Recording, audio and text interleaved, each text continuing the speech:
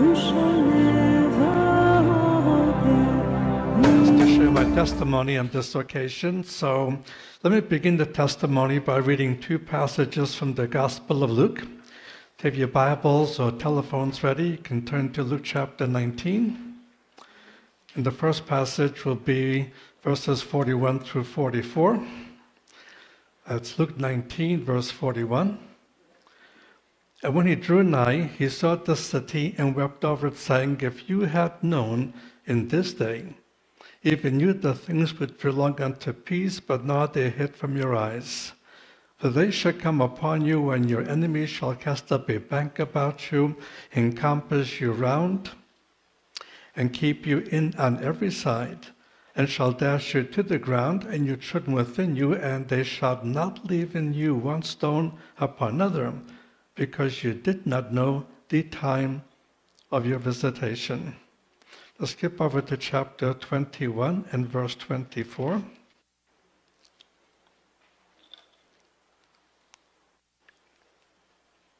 Chapter 21, verse 24. And they shall fall by the edge of the sword, and shall be led captive into all the nations.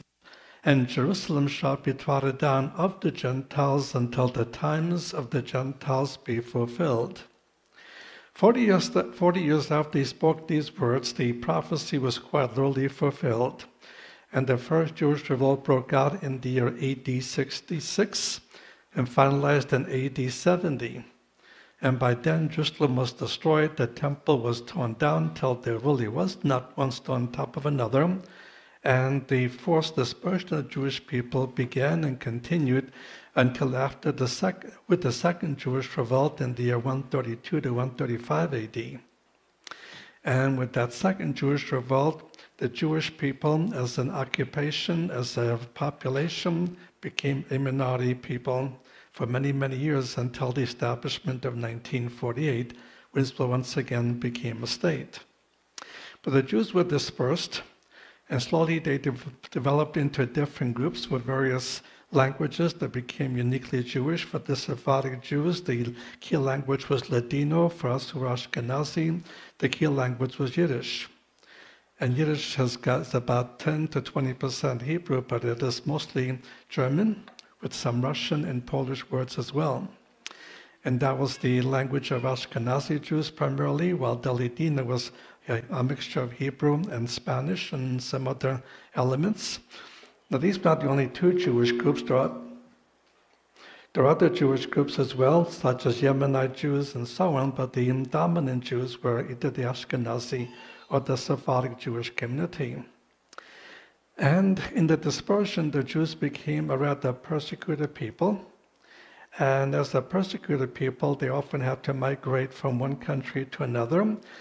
And some countries were opened up for certain reasons of their own benefit. Some countries expelled the Jews. And so eventually the Polish Jewish community became the largest single community in the world, even superseding the American Jewish population. And it was among the Polish Jews that a new sect began to develop known as the Hasidim. It's a Hebrew word meaning the pious ones or the holy ones. But this was a part of Orthodox Judaism that became ultra-Orthodox. And instead of having rabbis change and so on, the Hasidic community was divided into various divisions, and there'll be one person that will be the head of those divisions, and he was referred to as a Rebbe. And that was true with my grandfather, living in Poland in the town of Poltusk, about 50 miles or 80 kilometers north of the capital city of Warsaw. And he and his wife got married on the first day they met, but the engagement procedure began at least a year earlier. And I guess they've gotten along because they produced 13 children. But of those 13 families, 7 did not survive the Holocaust, but 6 did survive the Holocaust. 6 of those eventually moved to Israel. Only one family moved to America, and that was my family. And my father was simply tired of war, decided not to go down to what was then Israel. It wasn't Israel yet, by the way, it was Palestine. But the term Palestine was applied not to the Arab population, the word Palestine was applied to a Jewish population. In my testimony, I will say we were rescued by the Israeli underground, but it was not the Israeli underground, it was the Palestinian underground. But the Palestinian underground was a Jewish underground.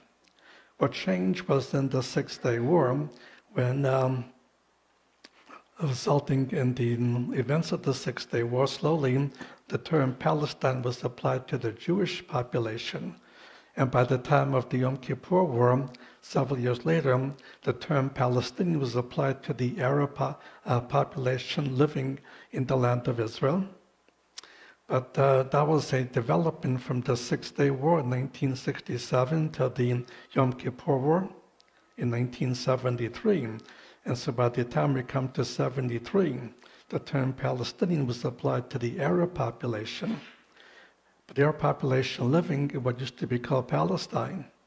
And the term Israel now became the endeared term and things of that nature. So my family grew up, from my father's side, grew up in Poland for about a couple of centuries. And they became a very strong element in the country of Poland. On my mother's side, she came from Russia, but there was one of the Tsars that passed away. The wife of the Tsar was actually of German descent. So she, 2 centuries earlier, before the First World War, she was able to bring many Germans into Russia. And it was called the Autonomous Republic of the USSR.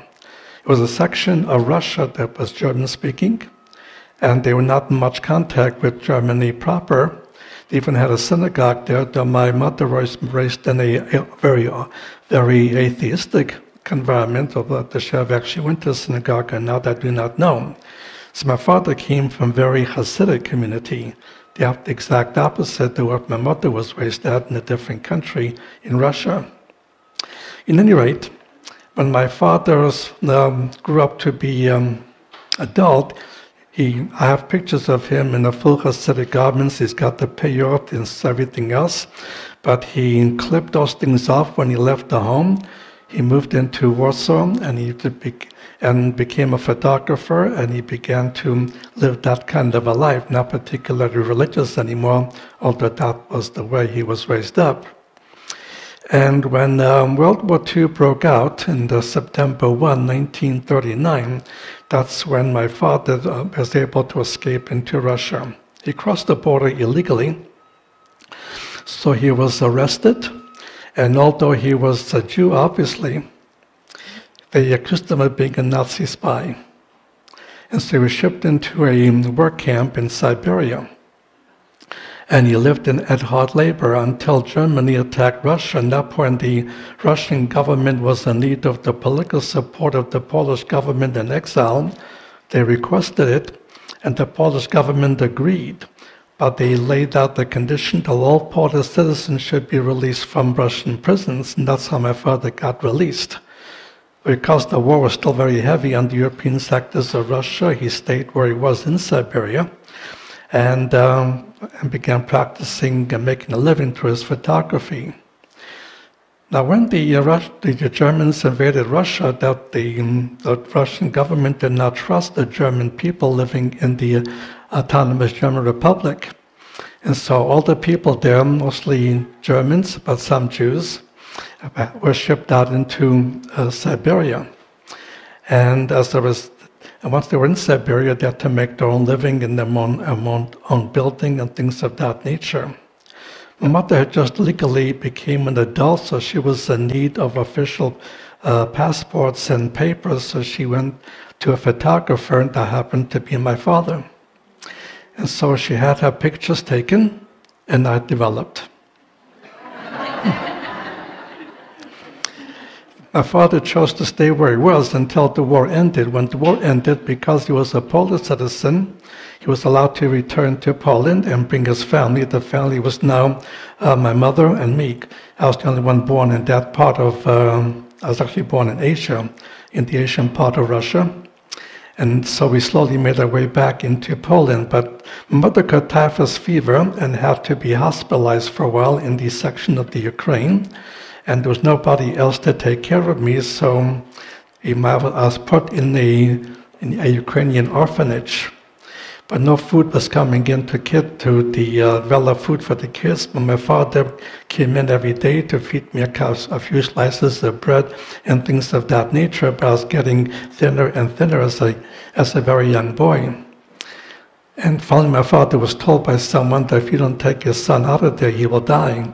The other children are already beginning to die. That's what he did, and he hired a woman to take care of me while my mother was still in the hospital because of the typhus fever. And after about 6 months, she received total recovery, and we were able to finally finish the journey and came back to Poland. The city where my father grew up was called Pultusk, but that's not where he went back to. I don't know where that music came from. It's not the end yet.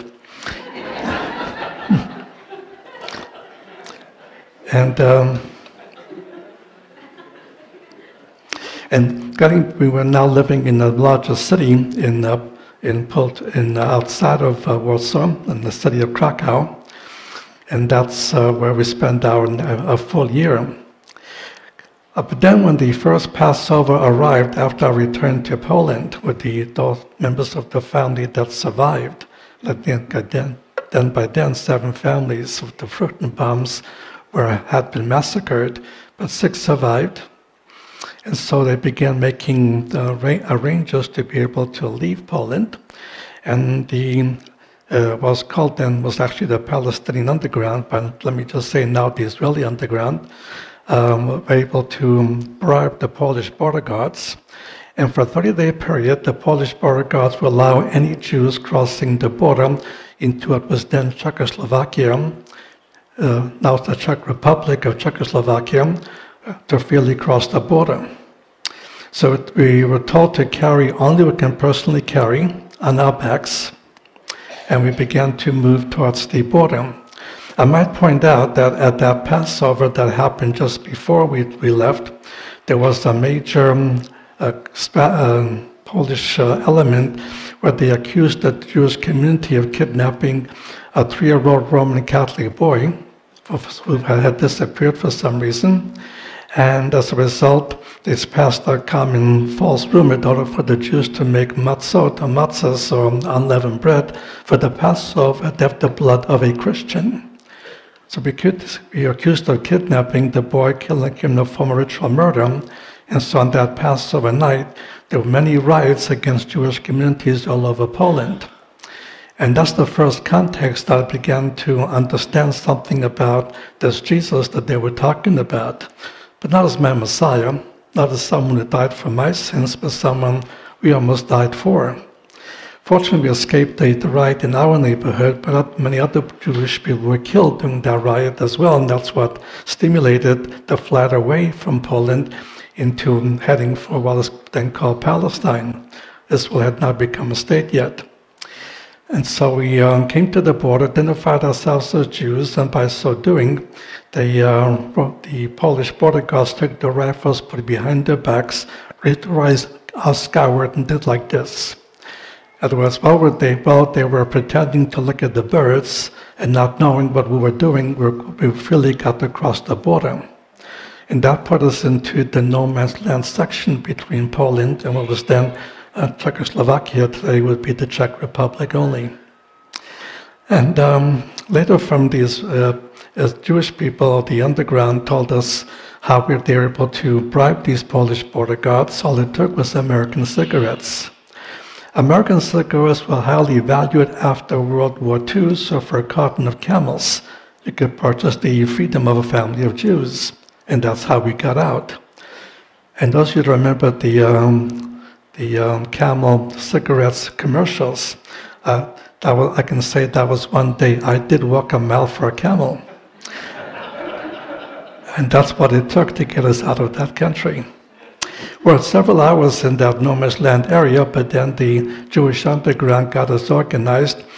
And for the next several weeks, we simply walked on foot, walking through then Czechoslovakia was a section now called the Czech Republic. We then began to walk through that section, heading for the Austrian border, where a similar arrangement had been made with the Czech border guards.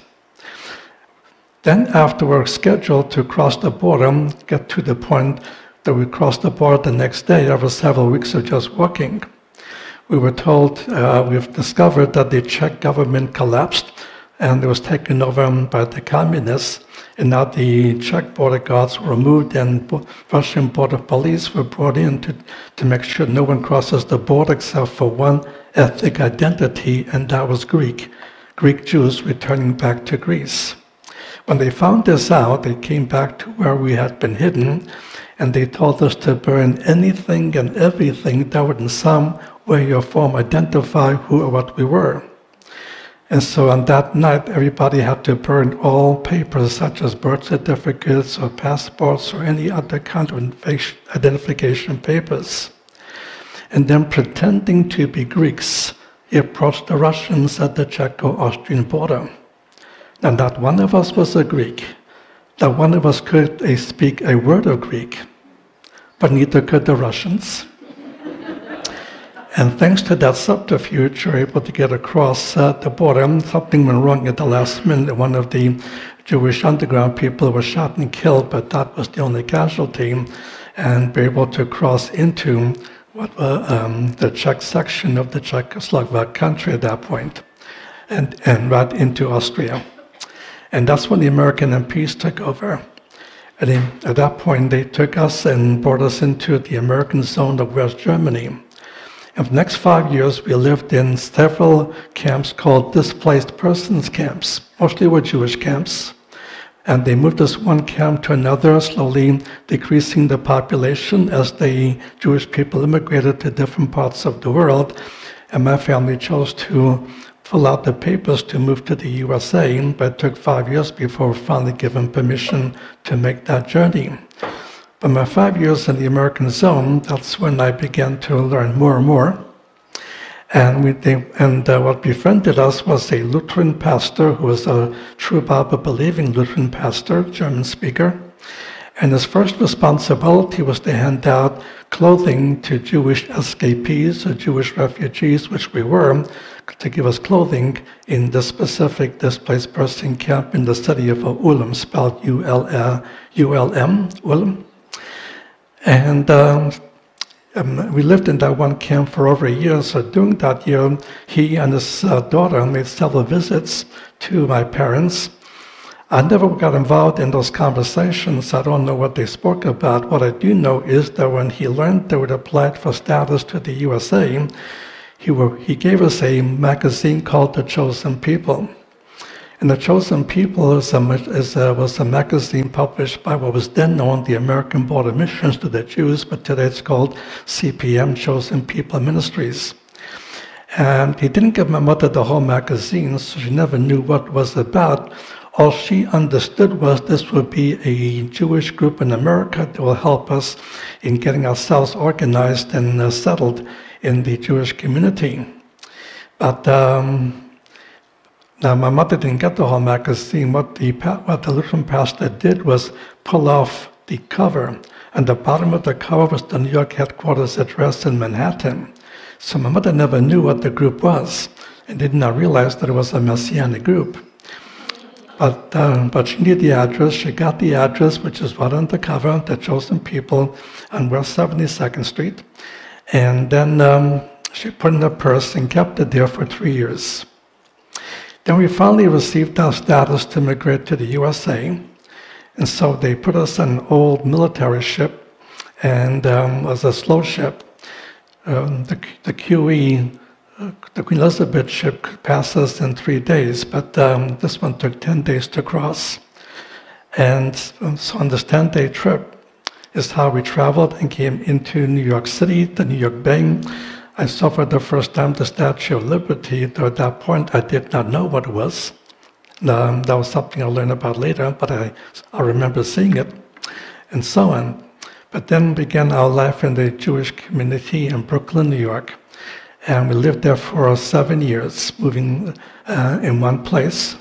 My father first worked for a photography studio, but then he opened his own studio where he worked for several years, and then we finally moved to Los Angeles. That's when my father's opposition began to grow in some severe opposition. And When I began my final year of high school, he never would speak to me that whole year living at home. We ate at the same table, but he never spoke a single word to me. Anything he wanted to convey to me, he would tell my mother to tell me this and that or such and such. But during the last year, I was, before I left Brooklyn to live in California, is when we were contacted by what is now Chosen People Ministries, and we were invited by a specific woman to attend our meetings. It was a mile away from our house in Brooklyn, and it was in a fellowship hall, and the church was across the street. And the fellowship hall run by the church was across the street from the church, and most Jewish people didn't realize that the fellowship hall is connected with the church. And that's where they opened up outreach ministry.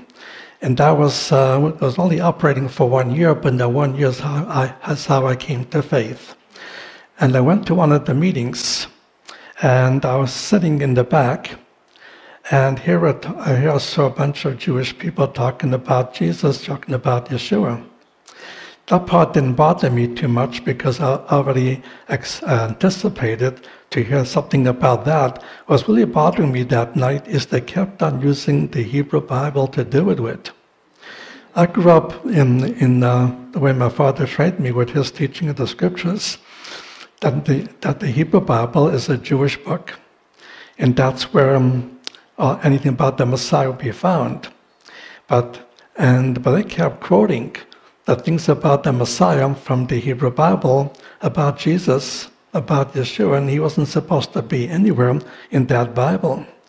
And for someone to call himself both a Jew and a Christian in that context at that time meant they're probably schizophrenics, two things in once. But the person who first invited me saw me and saw my little attitude, sat down with me, and thus we began showing certain verses, but we didn't have time to do much. So what she did was give me a New Testament and asked me to read it. And we can discuss it again next time I come. And I said, okay, I will do that, not because I was open-minded. I was going to prove the schizophrenics wrong once and for all. So I went home for the first time, began reading the New Testament, and even the very first verse in Matthew 1:1 surprised me. These are the generations of Yeshua the Messiah, the son of Abraham and the son of David. And I realized you cannot get more Jewish than that one sentence is. And so the Jewishness of the New Testament intrigued me just to keep on reading. And I kept on reading. And when I came close to finishing the New Testament, it came the second time I returned to that same center. And this time I wasn't that angry anymore. And then what we did on this night, we went comparison all the prophecies about the Messiah from the Hebrew Bible and how they were fulfilled in the New Testament. Went back and forth for a long evening, and that night before the evening was over, I finally accepted Yeshua to be my Messiah and became a schizophrenic myself. But that's how my spiritual life began. The first year we continued in a special fellowship with other Messianic Jews, but then my family moved to Los Angeles. And my family did not have any family in New York City or in Brooklyn, but they had family members in California, and that he was beginning to be worrying about that because of my faith. So my final year of high school, he completely cut off any contact with me. Made that cut earlier, but at that point he was emphasizing that my mother was not to speak to me or anything of that nature, but he wouldn't tell me himself, so he conveyed a message to my mother. Upon graduation, I would have to leave home. And he required that I leave home. He also requested that I leave California because he did not want the people to know what I believed. Most of his photography business was with the synagogues, whether they were bat mitzvahs or bar mitzvahs or the Jewish wedding ceremonies or things of that nature. He did some photography work by individual portraits, but primarily with the synagogues. He was afraid if word got out what I was teaching, what I was believing, that would endanger means of making a living. I was no longer the only child because while we were living in the American zone of West Germany, there was one brother and one sister born. We moved to Brooklyn, another brother was born. And living in Los Angeles, 3 more sisters were born. The last 3 sisters were born after I was expelled from home. I didn't get to see those sisters until they were 3 years old or more. So anyway, I left home, began moving back towards New York City. I worked that summer at the Chosen People Ministries. That was not their new name yet, but that's what it is today. I began going to a Christian school in New Jersey, in upstate New Jersey, and I had to go through the procedure of being a student. And as you go in, you have to register, and there were 4 months to be in the first semester, and you had to pay off the debts you incurred by the end of the first semester, otherwise you could not proceed any further in your learning. So I enrolled in that school in September, and I walked out the business office with this bill in my hand, and the bill in my hand was for $1,200 or so. And that's not a lot of money today, but it's a lot of money in 1962 when I first started college.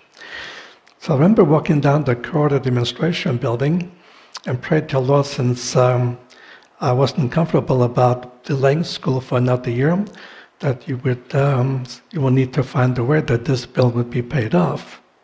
As things turned out, word spread to other people, and I was not the one spreading it, but other people spread it to other sources. By the end of my first semester, the whole first semester bill was paid off by people that sent money in that I have not met to this day, nor do I know how they even heard about me. This continued for 7 of my 8 semesters. I began every semester owing the school money. The semester ended with them owing me money. Only with the 8th semester, we broke out exactly even to the penny. So I graduated in 1966 and began moving into other directions. I decided to go to a special program for a 14-month school in Hebrew University in Jerusalem. And it would run and that 14-month program would run for $2,400. I was able to save $800. I was working for the school library, but still $1,600 short. But a few days before I had to board the plane and fly to Israel, I received a notice from the government that I was receiving a special scholarship of $1,624. That was $24 the more than I really needed, but that's government bureaucracy for you. And furthermore, it said it can be used only if I study in Israel and nowhere else.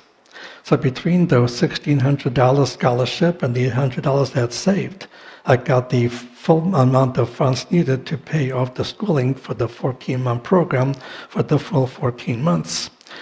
I got to spend 14 months in Israel. I was there in studying modern Hebrew. I already went to school through classical or biblical Hebrew, but not modern Hebrew, so I went to classes for modern Hebrew. I also studied historical geography of the land and began taking people to different parts of the land in biblical geography and other elements. And it was a great experience in that 14-month period. When I finished my 14-month period, I came back to the USA and began my college career in what was then called, the first 3 years was called Sheldon College, and then transferred to Cedarville College, now Cedarville University, but it was not university just yet. And I was able to get my BA degree, and then from there I was able to move on to Dallas Seminary, where I had my seminary 4 years of experience. I met my wife 7 years earlier, but she was one very stubborn individual. And for 7 years I courted her, and for 7 years she said, no, no, no. In fact, for 3 of those 7 years, she completely quit even corresponding with me or connecting with me. But while I was in Israel, I wrote to the guy who discipled me, Beryl Haney. And he discipled me rather heavily. And so I wrote him letters as I did my studies in the area called historical geography, with biblical sites and so on, and I wrote him letters giving him details about what I've been seeing. But for some reason, Beryl Haney couldn't read my handwriting. A mile away, my future wife was living. Her name was Marianne, and he brought the letter to my wife, asking her to interpret my letter, because he couldn't read my handwriting. Well, she didn't want to read any more of my stuff, so what she did was tell him, "I'll do this one letter, but don't ask me to do this again." And he agreed; he won't do it again. And so he gave her the letter, and she interpreted, but then her feelings began to change. And then one day when I'm in Jerusalem, she wrote me a letter out of a surprise. I haven't heard from her for 3 years. And as a result, we began corresponding. When I finished my studies and went to Dallas Theological Seminary, we communicated by telephone. And finally, I invited her to come down and visit me in Dallas. She lived in upstate New York. And we can discuss things and things of that nature. And so I bought her a plane ticket, and she flew down. And I took her she never had Mexican food before, so I took her to a Mexican restaurant. And she didn't know how to eat Mexican food, and she knew to take the wrappers off before eating. Then she started eating it with the wrapper, and I told her, "That's not the way you eat a tamale." So she enjoyed her first Mexican food. And then we went to the house. I was co-renting with 3 other guys, and we each had our own room. And so Marianne came in, and Marianne, when she's nervous, she starts talking nonstop. So I finally interrupted her and says, "M.A., do you love me?" She didn't say yes. What she said was, "Kiss me." And that goes back because in previous times she said she would never even think of kissing anybody unless she intends to marry him. So that was the hint. So that's the way it does. And that day, with no ring, we got engaged. But she had to go back to her college to finish her college in Massachusetts, in the school she was going to. And I had ministry in New York City during a break, so I flew out there, then decided to fly to Boston, where near to where college was. But what I did was to take out, I bought 5 different carnations of 5 different colors. And each one had a different color. And in the first 4 carnations, I put in a note that connected the color of the carnation with what I like about her. And she would read each of those notes. When she got to the blue carnation, she couldn't find any notes, so she felt she was just supposed to honor it because blue is our favorite color. And I said, "Why aren't you going to look for the note?" She said, "I couldn't find one." I said, "Well, dig deeper." She dug deeper, and she pulled out the engagement ring, which was a blue diamond. And so that's how we've already engaged by word, but now this is how we officially engaged. And a year later, we got married on June 29th. And so that became our anniversary date. Now, I spent 4 years at Dallas Seminary. The first year I was single, but I got married between the first and second year. And then when I finished Dallas Seminary, we then moved on into Jerusalem to do some ministry there. And we moved into the same house that I lived in when I was just single as a student. Right 2 blocks away from Mayor Sherry. Mayor Sherry is the ultra-Orthodox community. And 2 blocks away from it is where I was living. We lived in that house for 2 years, and we were able to do many good little ministries. We began a regular Bible study, a meeting at a school that would meet 3 nights a week, and things of that nature. But that lasted only for 1 year when the local Pharisees got upset, and we were called into the administration building. Well, I was called in, And I was told that when my present visa runs out, which was about 6 months away, we would have to leave the country, it would not be renewed. And so so when we came close to that time, we left. We came back to the USA. I began working for what was not yet CPM, but the American Board of Missions. I worked with them for 2 years, but then they moved into new policies that I could not work with. So I joined another ministry called the Christian Jew Foundation, based in San Antonio, Texas, and that's where I moved to. And at this point, I was already married, so we were able to work with them for 2 years. But then that's when things got a bit tight with them. So finally we decided to start a new ministry called Ariel Ministries. Ariel is a Hebrew name for Jerusalem in the book of Isaiah in chapter 29, but it means the Lion of God. The Lion of God, and in the book of Revelation, the Messiah is called the Lion of the tribe of Judah. The Lion of the tribe of Judah, so that's why we named it after that.